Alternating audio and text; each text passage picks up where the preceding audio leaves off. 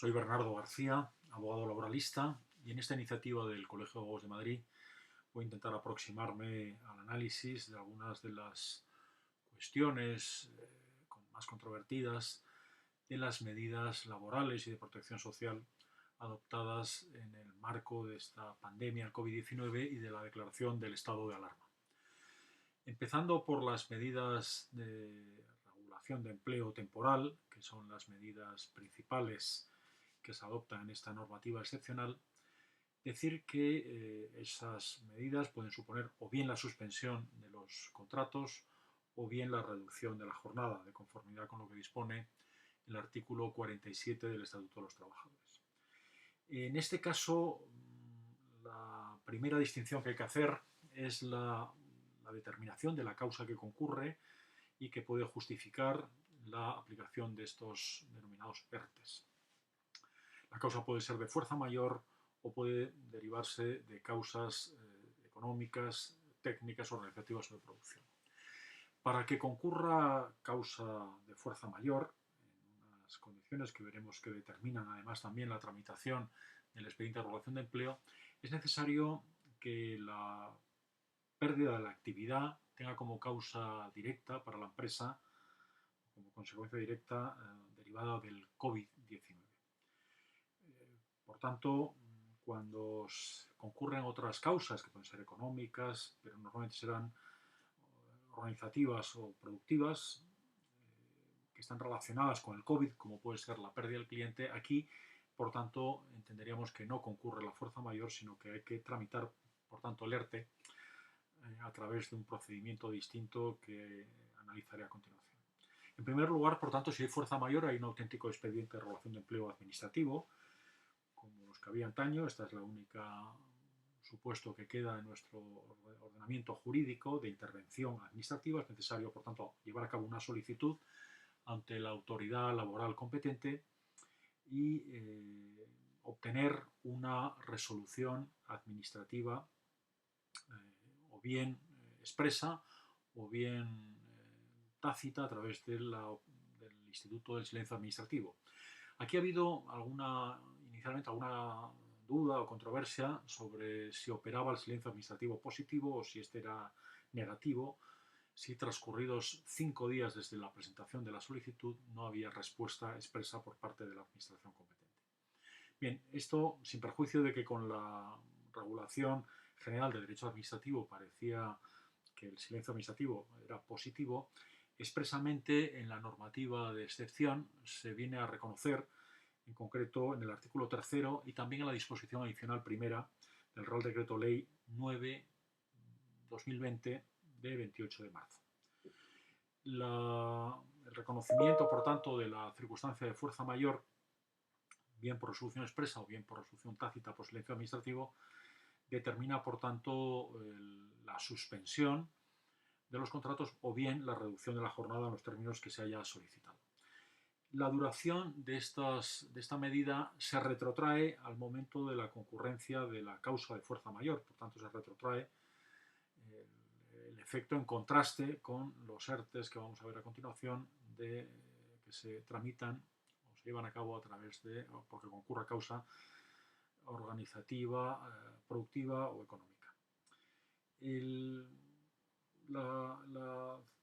Uno de los valores que tiene o de las ventajas para las empresas del ERTE por fuerza mayor es la exención de las cuotas empresariales a la seguridad social. Esta es una de las ventajas en contraste con el ERTE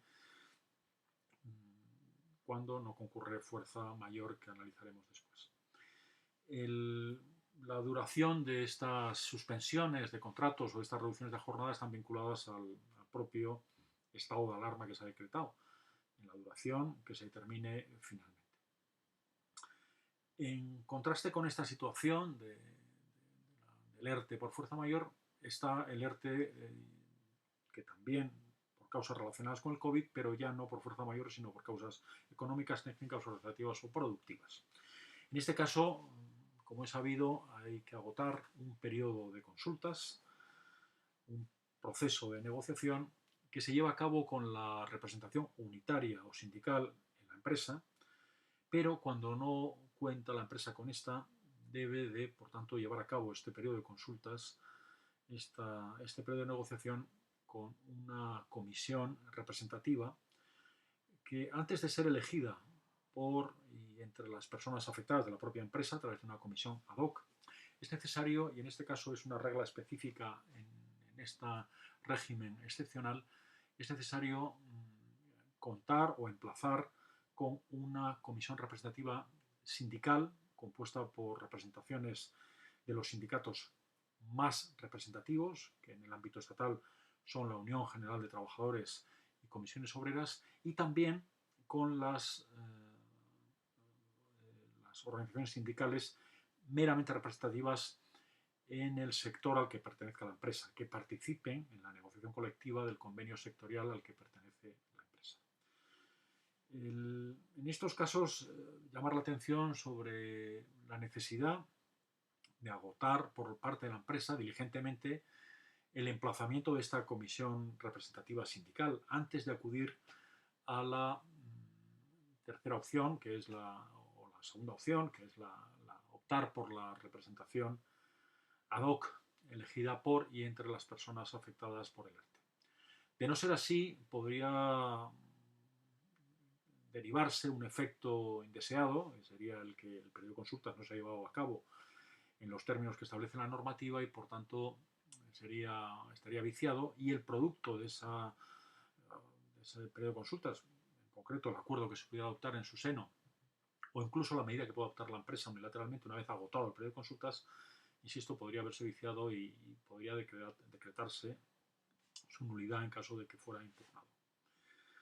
El efecto de la suspensión de los contratos y de la reducción no es retroactivo, en contraste con la concurrencia de causa de fuerza mayor, sino que se despliega, en todo caso, a partir del acuerdo alcanzado en el periodo de consultas o de la medida unilateral que aplique la empresa una vez agotado el periodo de consultas. Tampoco se produce aquí una exención de las cuotas empresariales de seguridad social y por tanto, hay un régimen bien distinto al que se aplica en esta materia en relación a los ERTES por fuerza mayor. Sobre la inclusión de algunos colectivos en los ERTES, se está advirtiendo que algunas empresas, por ejemplo, pues no incluyen al personal que tienen vinculado bajo la modalidad de contrato fijo discontinuo. Sobre esta cuestión, dos consideraciones. Si la empresa que está afectada por el ERTE, que quiere aplicar el ERTE, no cuenta con una plantilla cuya una parte de la misma está vinculada con un contrato fijo discontinuo, en esos casos lo que debe hacer es incluir a esa plantilla dentro de esa plantilla fijo discontinua dentro del personal afectado por el ERTE por fuerza mayor o, en su caso, por causas económicas, técnicas, organizativas o de producción. Pero nunca excluirlo. Se está advirtiendo en algunos casos que las empresas dan o interrumpen la actividad fija discontinua y no incluyen a este personal dentro del afectado por el ERTE. Esta es una irregularidad por cuanto la actividad sí que se suspende, pero no se ha interrumpido por la propia naturaleza fija discontinua que tiene esa actividad, sino que se ha suspendido precisamente por la excepcional situación derivada de la crisis sanitaria y de la declaración del estado de alarma. Y en contraste también, algunas actividades fijas discontinuas que se iban a iniciar o se van a iniciar durante el periodo de suspensión de los contratos, estos trabajadores también deberían de ser llamados, porque si la actividad no se inicia no es porque no se reanude el ciclo fijo discontinuo que da lugar y sentido a esta modalidad contractual, sino precisamente no se reanuda porque están suspendidas las actividades afectadas por la situación excepcional derivada de la crisis sanitaria y del estado de alarma. En esos casos, por tanto, esas personas tienen que ser llamadas y activarse su relación laboral e inmediatamente incluirlas o quedar incluidas en el ERTE correspondiente. En todo caso, las medidas derivadas del ERTE, las personas que se vean afectadas por estos expedientes suspensivos, pues tiene una red de protección social por desempleo que se despliega también, está prevista en el artículo 25 del Real Decreto Ley 8/2020 de 17 de marzo. Una protección excepcional en el sentido de que estas personas no necesitan acreditar un periodo de carencia para cobrar la prestación contributiva y tampoco, en su caso, van a consumir la prestación que pudiera corresponderles en su día por el tiempo que permanezcan en situación de desempleo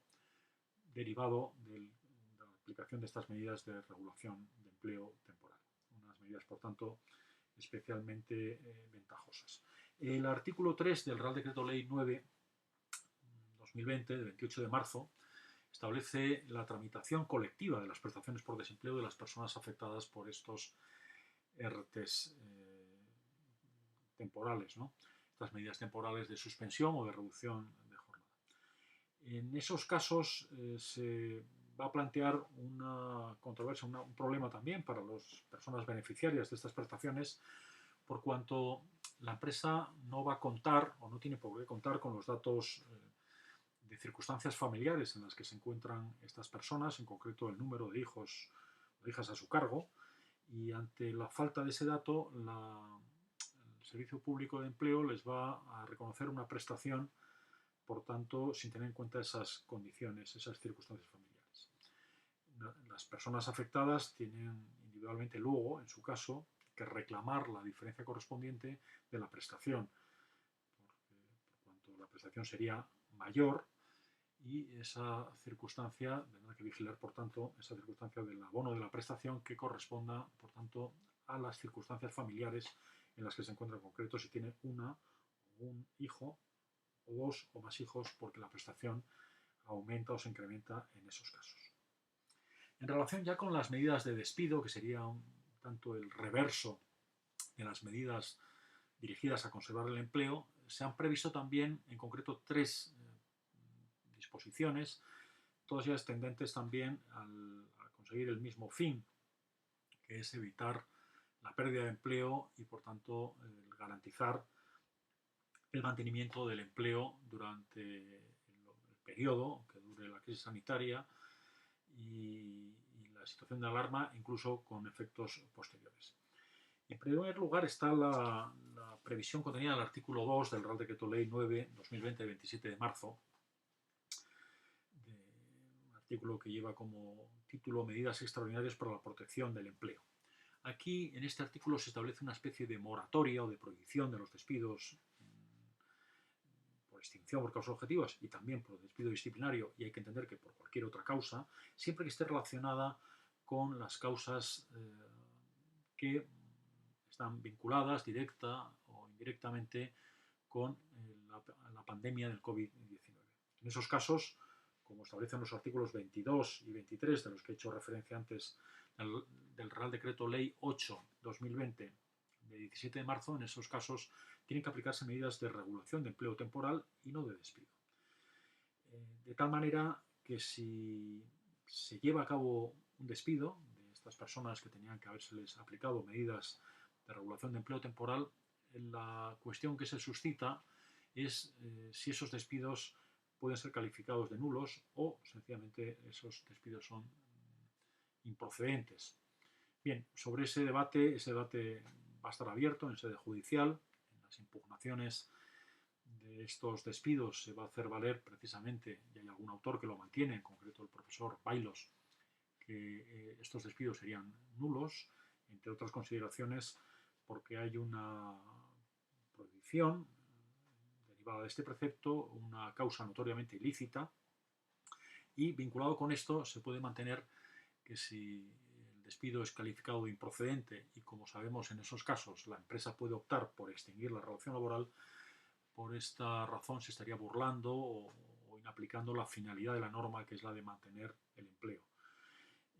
y no facilitar o permitir que haya extinciones de contrato de trabajo, aunque haya mayor indemnización. Podría plantearse también como deriva o desarrollo de estas alegaciones el que bueno, habría por tanto una situación de fraude de ley y, como sabemos, para que haya nulidad de un despido es necesario, aparte de esta situación excepcional que estamos analizando y que algunos consideran que es suficiente para poder calificarlo de nulo ese despido, podría plantearse también que hay una dimensión constitucional, en concreto la posible vulneración del artículo 15 de la Constitución, el derecho a la integridad física, por cuanto el móvil último de la medida extintiva del despido podría relacionarse precisamente con la situación de la pandemia, la enfermedad del COVID-19, y por esta razón estar presente esa dimensión de vulneración del derecho fundamental que provocaría la nulidad del despido. En todo caso, bueno,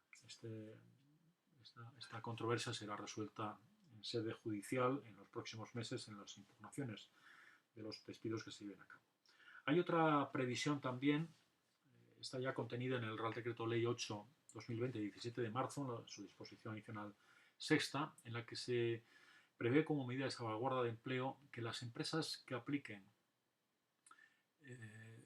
expedientes de regulación de empleo al amparo de ese Real Decreto Ley, las que hemos analizado hace un instante,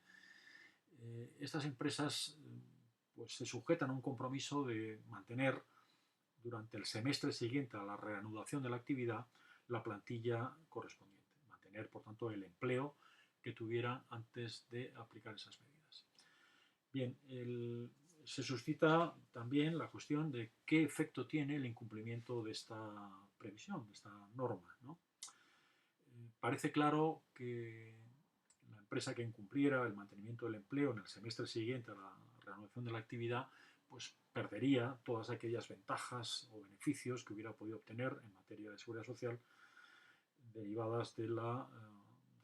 tramitación de los expedientes de regulación de empleo. Pero se plantea también qué efecto tiene concreto sobre el trabajador o la trabajadora que ve perdido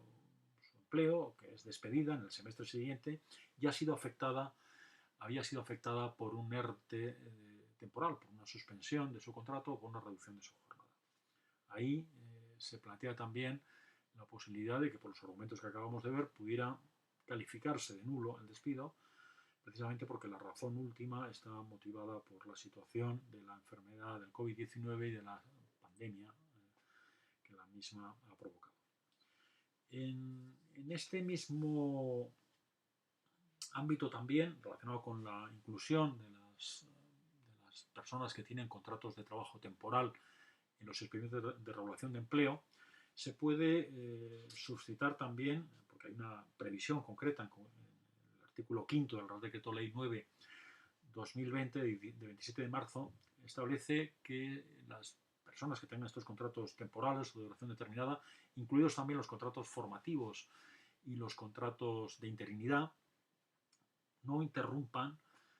el cómputo de tiempo o interrumpan el cómputo del tiempo, perdón, y el periodo de referencia, de tal manera que si les quedaran, por ejemplo, 2 meses de contrato temporal y se suspende su contrato por el ERTE, esos 2 meses se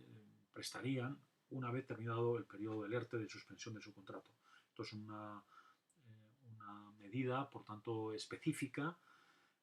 de esta normativa excepcional que no se aplica con carácter general y supone un beneficio muy interesante porque garantiza también el mantenimiento del empleo, también incluso de carácter temporal. El problema es qué pasa si la empresa, en lugar de aplicar el ERTE a estas personas que tienen contratos temporales, lo que hace es anticipar la extinción de estas relaciones laborales temporales, pues aduciendo que llega al término del contrato. En estos casos, la impugnación por despido de esas extinciones podría dar lugar también a una petición de calificación de nulidad del despido. En este caso, aparte de los argumentos que hemos analizado antes, quizá con otro más, en concreto la aplicación del artículo 14 de la Constitución, del principio de igualdad,